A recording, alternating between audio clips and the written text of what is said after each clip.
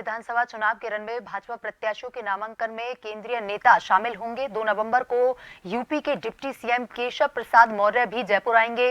BJP प्रत्याशी सतीश पूनिया के नामांकन में वो शामिल होने वाले हैं। और आमेर से बता दें कि भाजपा प्रत्याशी हैं सतीश पूनिया। 3 नवंबर को रक्षा मंत्री राजनाथ सिंह भी राजसमंद के दौरे पर रहेंगे। नाथद्वार और राजसमंद बीजेपी प्रत्याशियों के नामांकन में शामिल होंगे। राजसमंद से दीप्ति महेश्वरी और नाथद्वारा से विश्वराज सिंह भाजपा के प्रत्याशी हैं।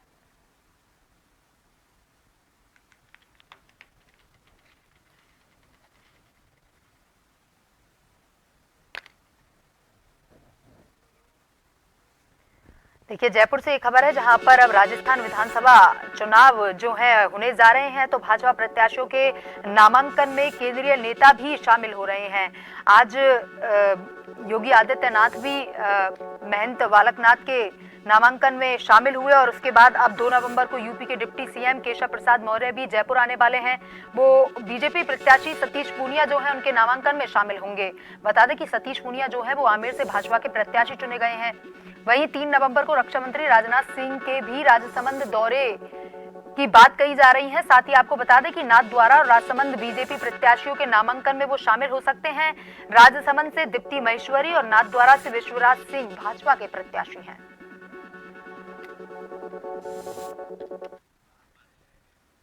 और इसी खबर पर ज्यादा जानकारी के साथ हमारे संवाददाता अनिल हमारे साथ जुड़ गए हैं। अनिल, देखिए, राजस्थान में विधानसभा चुनाव होने जा रहे हैं, तो उसी को लेकर भाजपा प्रत्याशियों के साथ केंद्रीय नेता मंत्री भी उनके नामांकन प्रक्रिया में उनका साथ दे रहे हैं। अभी का क्या कुछ आपके पास अपडेट है? आगे जो भी नामांकन होने वाले हैं उनमें कौन नेता किसका संग देने वाला है?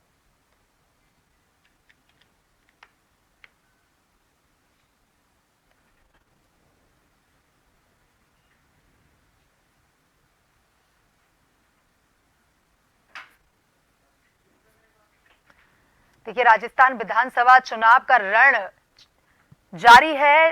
भाजपा प्रत्याशियों के नामांकन में शामिल होने जा रहे हैं केंद्रीय नेता। आज भी योगी आदित्यनाथ जो है महंत, देखिए अनिल, आगामी विधानसभा चुनावों को देखते हुए भाजपा प्रत्याशियों के नामांकन में केंद्रीय नेता शामिल होने वाले हैं।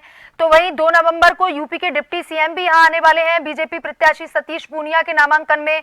और खबर सामने आ रही है कि रक्षा मंत्री राजनाथ सिंह भी आने वाले हैं। क्या कुछ अपडेट है? और जयपुर में उनका कार्यक्रम प्रस्तावित यहाँ पर है। माना जा रहा है कि राज्यवर्धन सिंह राठौर जो कि जोटवाड़ा से प्रत्याशी हैं, उनके नामांकन कार्यक्रम में शामिल होकर जनसभा को संबोधित यहाँ पर करेंगे। एक बड़ी प्लानिंग बीजेपी की एक रणनीति का हिस्सा कहा जा सकता है कि मेन जगह मुख्य चेहरे, राष्ट्रीय चेहरे जो भारतीय जनता पार्टी के हैं, उनको नामांकन में शामिल किया जाए। आज अगर देखा जाए तिजारा में बाबा बालकनाथ जो उम्मीदवार बनाए गए हैं, प्रत्याशी बनाए गए बीजेपी के, उनके नामांकन और जनसभा के अंदर यूपी के सीएम योगी आदित्यनाथ वहां पर आए हुए हैं। तो एक बड़ा आयोजन कहा जा सकता है, बड़ा फेस है। और चुनाव को पार्टी अपनी तरफ किस तरह से बढ़त ले सकती है, एक रणनीति का हिस्सा है। कल आमेर में सतीश पूनिया जो कि उपनेता प्रतिपक्ष हैं राजस्थान विधानसभा के, उनके नामांकन कार्यक्रम में यूपी के डिप्टी सीएम मौर्य यहाँ पर पधारेंगे। राजनाथ सिंह का नाथद्वारा के अंदर कार्यक्रम है जहाँ पर नामांकन कार्यक्रम में शामिल होंगे और वहां पर जनसभा को संबोधित करने का कार्यक्रम भी वहां पर रहेगा। तो एक तरह से स्ट्रेटेजी वहां पर बनाई गई है कि राजसमंद में आएंगे, वहां पर राजसमंद आने के साथ साथ नाथद्वारा में वहां पर सभा को संबोधित करेंगे। तो किस तरह से माहौल बन सकता है हम देखेंगे। सभाएं जरूर होंगी बड़े नेताओं की। इसके बाद में एक प्रधानमंत्री नरेंद्र मोदी का जो कार्यक्रम बन रहा है नामांकन के बाद में, लगातार 7 से 8 दिन का एक रूट बनेगा और उस दौरान 7 से 8 दिन लगातार जनसभाएं जो है वो पीएम नरेंद्र मोदी की होंगी। और उस दौरान कुछ बड़े चेहरे और भी जो है वो जनसभा करते हुए बड़ी बड़ी सभाओं को संबोधित करने का कार्यक्रम यहाँ पर रहेगा। लेकिन उससे पहले एक माहौल तैयार, क्योंकि हमने देखा था कि इससे पहले भी अगर देखा जाए महीने भर पहले जो रैलियां हुई हैं प्रधानमंत्री नरेंद्र मोदी की, पिछले साल तक अगर देखा जाए तो 10 से 11 जनसभाओं को संबोधित किया। तो एक राजस्थान में माहौल भारतीय जनता पार्टी के पक्ष में बना। और अब जब चुनावी रण है, एक तरह से परीक्षा का समय कहीं ना कहीं पार्टी के लिए कहा जा सकता है। तो इसमें लीड कैसे लिया जा सकता है, इस रणनीति का हिस्सा नामांकन में बड़े चेहरों को यहाँ पर शामिल करना है ताकि पब्लिक में एक सकारात्मक मैसेज दिया जा सके। जी, ये थे संवाददाता अनिल हमारे साथ। अनिल, जानकारी के लिए धन्यवाद।